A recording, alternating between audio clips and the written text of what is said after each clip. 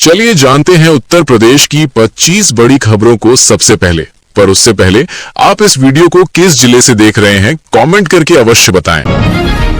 उत्तर प्रदेश के बिजली उपभोक्ताओं के लिए एक बड़ी राहत की खबर सामने आई है।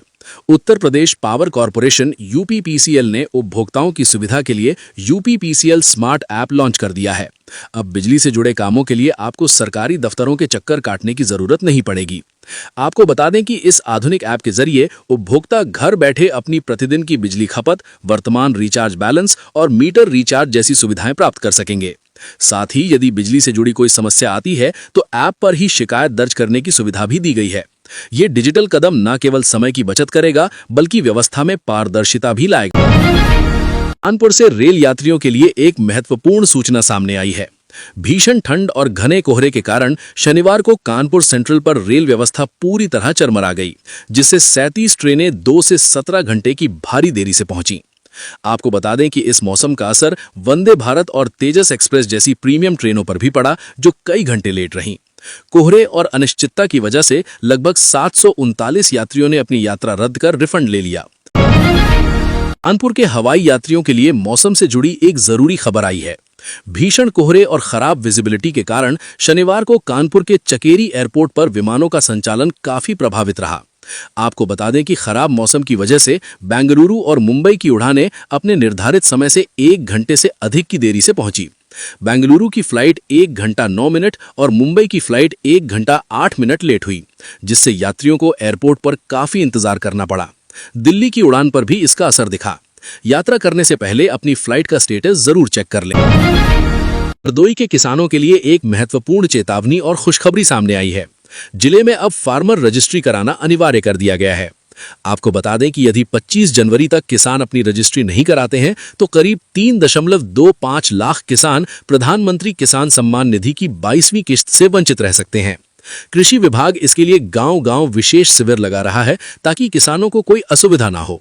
ये रजिस्ट्री न केवल सम्मान निधि बल्कि खाद, बीज पर सब्सिडी और फसल बीमा जैसे सरकारी लाभ पाने के लिए भी अब एकमात्र आधार होगी। किसान भाई अपने आधार कार्ड और खतौनी के साथ निकटवर्ती शिविर या जनसेवा केंद्र पर जाकर इसे तुरंत पूरा करवा सकते हैं। प्रयागराज में चल रहे माघ मेले से एक सुखद और ऐतिहासिक खबर सामने आई है। संगम की रेती पर बसे इस आध्यात्मिक नगर के गंगा अस्पताल में पहली बार किसी महिला की सफल डिलीवरी कराई गई है। आपको बता दें कि मध्य प्रदेश के छतरपुर जिले से संगम स्नान और पुण्य लाभ के लिए आई एक महिला श्रद्धालु ने यहां एक स्वस्थ बच्ची को जन्म दिया। माघ मेले के इतिहास में अस्पताल के भीतर हुई इस पहली डिलीवरी ने स्वास्थ्य विभाग और मेला प्रशासन के चेहरों पर खुशी ला दी है। मेले में तैनात डॉक्टरों की टीम ने मुस्तैदी दिखाते हुए सुरक्षित प्रसव सुनिश्चित किया, जिसके बाद पूरे परिसर में उत्सव जैसा माहौल है। बरेली विकास प्राधिकरण ने जिले में 250 हेक्टेयर जमीन पर एक भव्य इंडस्ट्रियल टाउनशिप विकसित करने का मास्टर प्लान तैयार किया है। आपको बता दें कि लखनऊ में आयोजित इंडिया फूड एक्सपो में बीडीए उपाध्यक्ष ने इस प्रोजेक्ट का खाका पेश किया, जिससे निवेशकों में भारी उत्साह है। इस परियोजना के बनने से बरेली में बड़े उद्योगों और लॉजिस्टिक हब के लिए रास्ता साफ होगा। इस परियोजना का मुख्य उद्देश्य स्थानीय स्तर पर रोजगार के हजारों नए अवसर पैदा करना और आर्थिक गतिविधियों को रफ्तार देना है। दिल्ली के पटियाला हाउस कोर्ट में वरिष्ठ अधिवक्ता विष्णु शंकर जैन ने उनके खिलाफ मानहानि का मुकदमा दर्ज कराया है। ये मामला संभल हिंसा के दौरान अखिलेश यादव द्वारा किए गए कथित अपमानजनक दावों से जुड़ा है। हिंदू पक्ष की पैरवी करने वाले जैन ने अपनी प्रतिष्ठा को ठेस पहुंचाने के बदले 1 रुपए का प्रतीकात्मक हर्जाना मांगा है। इस अनोखी मांग ने सभी को चौंका दिया है और मामले को चर्चा में ला दिया है। उत्तराखंड सरकार ने 4 धाम यात्रा की मर्यादा और पवित्रता बनाए रखने के लिए एक महत्वपूर्ण निर्णय लिया है। अब बद्रीनाथ, केदारनाथ, गंगोत्री और यमुनोत्री धामों के भीतर मोबाइल फोन ले जाने पर पूर्ण प्रतिबंध लगा दिया गया है। ये कदम रील और ब्लॉग बनाने के नाम पर बढ़ते विवादों और अभद्रता को रोकने के लिए उठाया गया है। प्रशासन का मानना है कि इस रोक से मंदिरों की शांति बनी रहेगी और श्रद्धालु बिना किसी शोर शराबे या व्यवधान के पूरी एकाग्रता और श्रद्धा के साथ दर्शन कर सकेंगे। आगरा के सेंट जॉर्जेस स्कूल के पूर्व प्राचार्य जेएस जरमाया और उनके बेटे अक्षय पर स्कूल फीस के करोड़ों रुपए गबन करने का गंभीर आरोप लगा है। जांच में सामने आया है कि नियमों को ताक पर रखकर ये धनराशि उनके निजी कंप्यूटर संस्थान और एक नए स्कूल के खातों में ट्रांसफर की गई। इतना ही नहीं, परिवार के सदस्यों को भी नए स्कूल के प्रबंधन में शामिल कर वित्तीय अनियमितताएं की गई। इस मामले की गोपनीय जांच जारी है, जिसमें लगातार कई चौंकाने वाले खुलासे हो रहे हैं। रामपुर के शहजादा नगर ओवरब्रिज पर घने कोहरे के कारण हुए एक दर्दनाक हादसे में बाइक सवार पिता पुत्र और भतीजे की मौत हो गई। ये दुर्घटना तब हुई जब गलत दिशा से आ रहे एक अनियंत्रित ऑटो ने उनकी बाइक को जोरदार टक्कर मार दी। हादसे में पिता पुत्र ने मौके पर ही दम तोड़ दिया, जबकि भतीजे की मौत अस्पताल ले जाते समय हुई।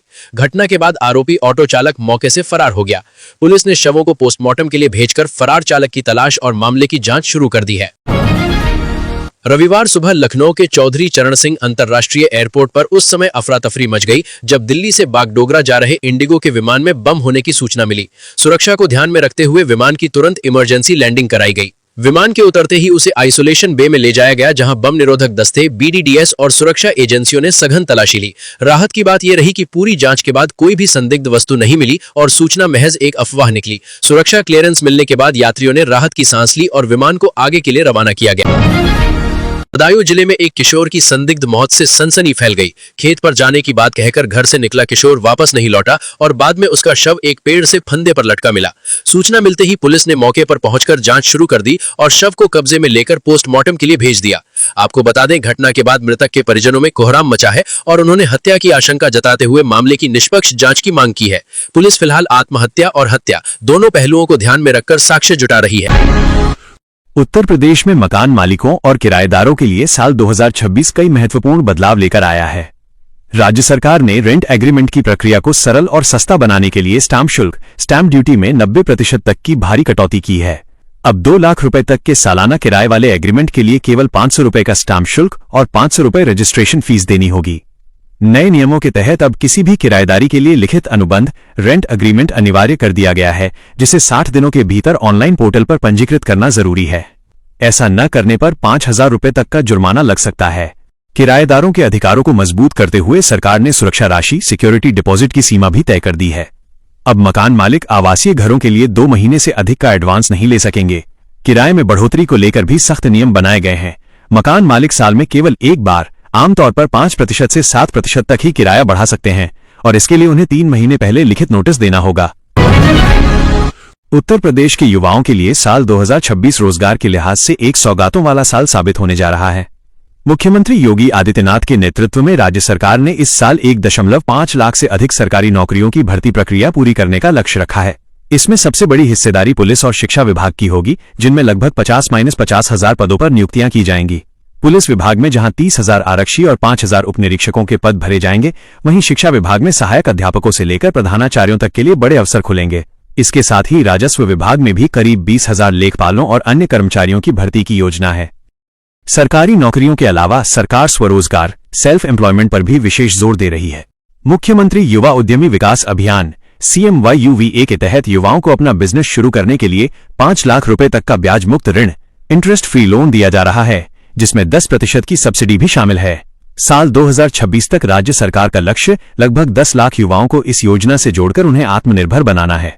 कुल मिलाकर, चाहे आप सरकारी परीक्षा की तैयारी कर रहे हों या खुद का स्टार्टअप शुरू करना चाहते हों, 2026 में यूपी के युवाओं के लिए अवसरों का पिटारा खुलने वाला है। उत्तर प्रदेश सरकार ने अपनी निराश्रित महिला पेंशन योजना, जिसे आमतौर पर विधवा पेंशन कहा जाता है, के तहत एक बड़ा कदम उठाया है। ताजा समाचारों के अनुसार सरकार ने वित्तीय वर्ष 2025-26 की चौथी तिमाही में लगभग 40 लाख महिलाओं को सीधे तौर पर पेंशन का लाभ देने की तैयारी पूरी कर ली है। इस योजना के निर्बाध संचालन के लिए अनुपूरक बजट में 535 करोड़ रुपए की अतिरिक्त धनराशि आवंटित की गई है, ताकि लाभार्थियों को बिना किसी देरी के भुगतान मिल सके।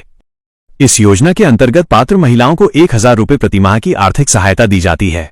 सरकार का मुख्य उद्देश्य ये सुनिश्चित करना है कि पति की मृत्यु के बाद निराश्रित महिलाओं को जीवन यापन के लिए किसी और पर निर्भर न रहना पड़े। भुगतान की प्रक्रिया को पारदर्शी बनाने के लिए राशि सीधे महिलाओं के आधार से जुड़े बैंक खातों DBT में भेजी जा रही है।